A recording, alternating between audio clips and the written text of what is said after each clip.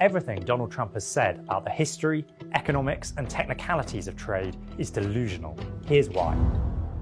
The president says his reciprocal tariffs are justified by other countries' barriers to America's goods. Currently, America imports more goods than it exports overall, and especially from countries such as China and Vietnam. To counteract this, he is setting tariffs to try to balance trade with every country. The formula boils down to this. Divide the trade deficit in goods with a country by their total goods exports to America, and then halve it to get the tariff. Take the European Union as an example. America's goods deficit with the EU was $236 billion in 2024. You divide that by the EU's goods exports to the US, which was $606 billion. The result is 39%, which his team has roughly halved to get the tariff of 20%.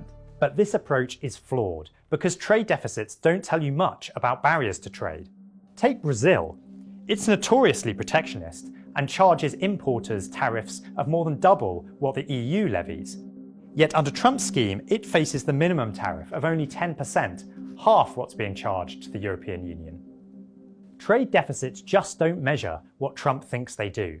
Saying that America needs balanced trade with every individual country is crackers. Let's take another example.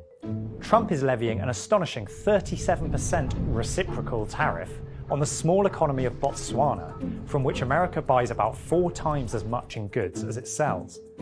But what America buys from Botswana is mainly diamonds, because it has hardly any of its own. So does it really make sense to say that America must sell as much to Botswana as it buys? It's like saying that when you go to the jeweler to buy an engagement ring, they must buy something from you too. The effect of these tariffs on America's economy will be to increase the price of almost everything it imports, from food to phones, leading to higher inflation this year. In the long run, less trade means the economy will become less specialised, and it will have to duplicate things that are currently done overseas. This will hit productivity, and there will be less competitive pressure from imports to, say, make better and cheaper cars. The result will be that Americans take a hit to their real incomes and have less choice. Mr. Trump is convinced that he has seen global trade for the sham that it is. America is a victim and needs to fight back. But America is the world's wealthiest and most powerful economy. Mr. Trump's foolish tariffs will rebound on Americans as well as hurting foreigners.